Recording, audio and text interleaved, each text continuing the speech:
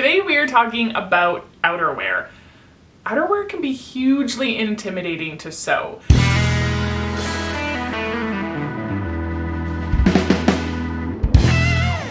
From different fabrics, to easing in collars and sleeves, to having like all the fasteners, lining up buttons, oh my god, buttonholes, making sure that your zipper is in, like there's a lot to outerwear. It can seem a little bit scary if you've never sewn outerwear, which is why I think a jacket like this, the Alston jacket that I am making from Sew to Grow, is a really fantastic way to sort of like ease your way into outerwear if you haven't sewn outerwear before. And I'm so excited to show it to you. I'm not affiliated in any way. I purchased my pattern and I just think it's a great pattern. Okay, so I have this fabric. It actually has like the hand feel almost of a wool, but I did a burn test and it is definitely a polyester. And I got it like probably 7 years ago. I had this grand idea about this elaborate bunting thing that I was gonna put in my daughter's stroller for when we would go for our winter walks. But then somebody ended up giving us like an extra car seat bunting thing, and I just used that and I never got around. And so this has been taking up a ton of space in my cabinets and it's time for it to go.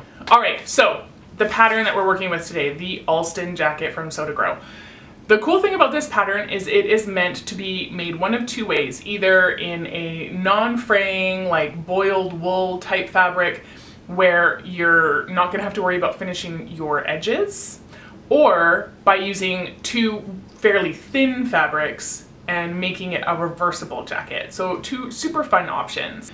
I myself am going with option number 3, which we will get to in a little bit because I'm sewing from my stash, so I have to play with what I have. But first, let's get to how easily constructed this jacket is. All right, so I've got my pattern pieces all cut out here. And you can see this little purple strip. This is where I have added some extra length to my sleeves. I didn't bother adding extra length to the bodice of the jacket. I did some measurements and looked around and I just figured it was going to be fine the way it was. I liked where it was hitting me, but the arms I definitely did add some extra length. Once my pattern was all prepped, I went ahead and cut it out. After I cut out my paper pieces, I needed to cut my strips out for my ties. Now, these aren't actually written out in the instructions, but the pieces are located on your cutting map. So if you're like me and you like to put 2 pages per sheet when you print to save paper, they're really itty bitty and they're hard to see. So it took me a minute to be like, what the heck, where are these things? So they are on your cutting map. Once I have my strips cut out, I'm going to take my 2 pieces and sew them together. All right, so one thing I didn't do was I didn't actually just try the tie on. It just said to cut 2 strips of the width of the fabric, and it is really long. So before you go finishing your tie, try that thing on, because I got to shorten mine. Then I take my tie and I fold it right sides together, and I'm just cutting an angle on the very end. There's no pattern piece for this. It's not really something you have to be super picky about. And if you really want, you can leave it straight at the end. I just feel like if you leave it straight, it's more like a house coat than a coat, but that's just me. I pinned all the way through, and as you can see, I have 2 sets of double clips or double pins, and that's just to remind me not to sew in between them because I need a space left open in order to turn it. Then I need to cut my angle at my other end, so I'm just lining up the first one that I cut with the other side, and then I can use that as a guide. Okay, so that's all prepped. I can go and stitch all the way around my open edge. Also, make sure that you are careful on the end where you have cut that angle because it's cut on the bias, so it could potentially stretch out, and you don't want that. All right, that's all stitched on. Now I'm going to go and turn it right side out. If I would have been smart, I would have sewn like a ribbon or something inside to help me pull it, but I didn't do that, so I had to take the long way around of just pushing and pulling my fabric through.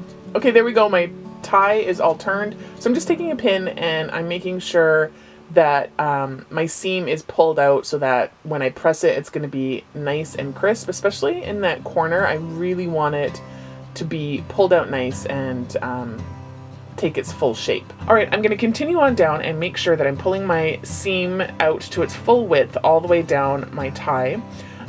This is just so that I make sure when I press it that my seam isn't sort of folded inside of the tie and then you wind up with a thinner tie than you're supposed to have. Now remember I had this little hole here where I had to turn it? Well, I need to fold my seam allowance in and pin that, and then pin that together as well. When I top stitch, that will all get closed up. Now I'm going to go around and top stitch along the edge on both the seam edge and the folded edge.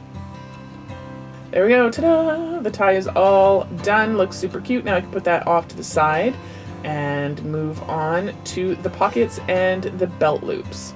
You can see I've cut my pocket and my belt loops cross grain, and I just want to show you against the other fabric. Okay, this is an arm piece, but it's just so that we can look at what it looks like, okay? So I've got most of my pieces cut straight grain, and you can see the cross grain pockets, they just add a little bit of interest, I feel like.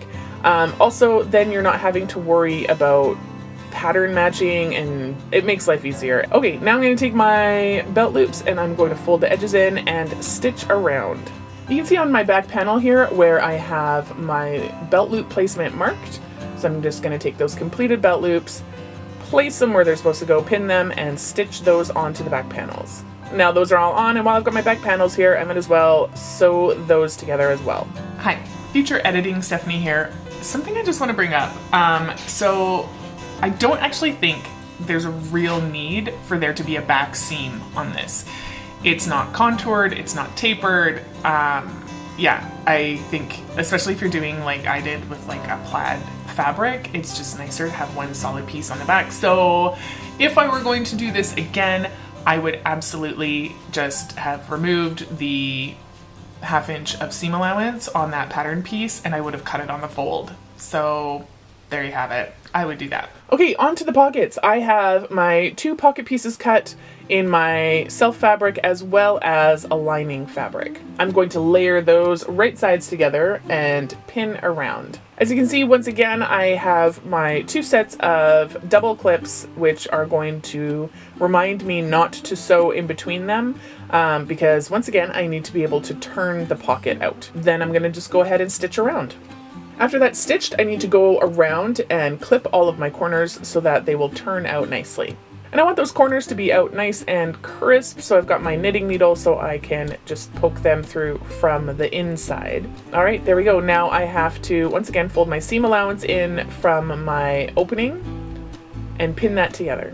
And just like my tie, I'm going to go around and pin the outside exactly how I want my fabric to lay before I press it, making sure that I pull that seam out. And I'm also just sort of making sure that my lining fabric is rolled under a little bit, because I don't want that sticking out when I put it on my jacket. Really, I should have trimmed down the pattern before I cut the lining. That wasn't in the instructions and I just didn't think to do it. But you can see the fabric on the back side is kind of, I don't know, it's like there's too much fabric there. Now, I don't need to top stitch all the way around yet, but I do need to top stitch just the opening. The rest of the pocket will get top stitched when I actually put it on the garment. Alright, so I've top stitched the open edge, and I have my notch marked there. It happens to line up with that line in the fabric of where my pocket height is supposed to be, and I couldn't see anywhere where it was marked how far my pocket needed to be from the side of the garment. So I just sort of arbitrarily decided 2 inches so that I had a measurement that I could make both of them even. So I'm going to line up my pocket and then I'm going to pin it on.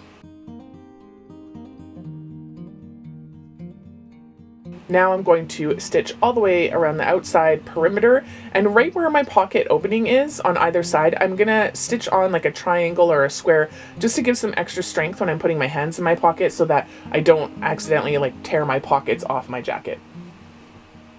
Alright, next I'm gonna go through all of my arms and my collar, and I'm just gonna sew all of my connecting seams between those pieces.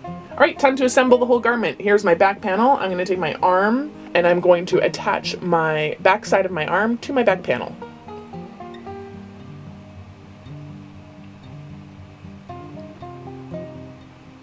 All right, both arms are attached at the back of the garment. Now I need to put on my collar. Okay, so the instructions said to match up the center back of your collar and the center back of your garment, and then the edges, and just to ease it in. Now, if that were like an instruction in an older pattern, I would know that that meant to put a couple of rows of basting in and pull those tight. But I find in newer patterns, they actually say put in 2 rows of basting and then use that to ease in. So I thought, well, let me just take a look and see if it's a close enough size that I could just like manually pin it in, and it totally wasn't going to work that way. So I did go and put 2 rows of basting stitch along the bottom edge of my collar. And once I got that, you can see I took the thread closest to the edge, pulled that a little bit, and just until I got a bit of a ruffle into my fabric. And the aim, if you've never eased anything in, the aim is it's okay to have the edge of your fabric have a ruffle in it. It's where your seam is going to be that you want it to not have a ruffle. So I've pulled my first thread for a little bit, and now I'm pulling both threads together so that it's ruffled on the edge, but that the weave of the fabric is just pulled tighter together where my seam is going to go. I'm just going to periodically check and see how much farther I've got to go, and then just kind of keep pulling and trying to make everything as even as possible. That's the key, really, when you're doing this, is to make sure that you're gathering your fabric as evenly as possible. All right, now, once again, I'm gonna match up my center points on both pieces, and I'm going to pin this all the way through. As I'm pinning, I'm just trying to make sure that I'm keeping everything even, and that I'm sort of continually trying to press the fabric with my fingers to make sure that where my seam is going to go, it's as flat as it possibly can be. All right, now I will go and pin the other half, and then I'll stitch that out. And there we go, the collar is on. There's a little bit of puckering, but I think a good pressing should take that out. Now it's time to put the front panel on the front side of the arm. All right, now I'm going to stitch those out. Okay, we are almost there. I have here my 2 side seams, comes from under my arm down the side of the garment. So I have both of those seams all clipped together, and I'm going to run both of those through my machine. I do want to mention that when I put these together, I made sure that my arm seams were matched up perfectly, and then I pinned out in either direction from there. And here we go. Okay, so this is still a work in progress right now, but I'm going to show it to you anyways, because if I were just doing like the boiled wool version and the faux flat felled seams, then this would be done. Obviously my tie is a little bit too long, so I'm gonna have to go back and shorten that. But here we are. This is where this is at this moment, and we're gonna carry on with my option 3 that I've come up with. All right, so what is option 3? How am I doing this differently? Well, here's the thing. I really wanted to sew this jacket from fabric that I already had in my stash completely. So I didn't have fabric that I really wanted, that I thought would work well for the reversible jacket, and I didn't have a boiled wool or a non-fray fabric. This fabric that I did use, it doesn't fray a ton, but it will over time fray. My options were to either do the single layer version and then put like a bias tape or something around the collar, which I just really wasn't into, because I love the pattern of this fabric, so I really just wanted to showcase this. So option number 3, now that I've sewn the easiest, most simple jacket ever in the world, I'm gonna put a lining in it and make it more complicated. I mean, I just have to complicate things, don't I? Today was all about showing you how easy this jacket comes together. I hope that I've done that. I hope that if you haven't tried tackling outerwear yet, that this will show you that you can do it. I believe in you. I believe in you. You can do this. But next video, I'm gonna show you how to level it up a little bit and turn it into a fully lined jacket. Should be fun. Until then, if you did like this video and you found it helpful, please give it a thumbs up. It really does help my channel. And make sure that you subscribe down below if you haven't already, and I will see you next time. Okay. So my options were to either do the single Alston jacket by Sew to Grow. Alston jacket. Why do I keep wanting to call it the Alton jacket?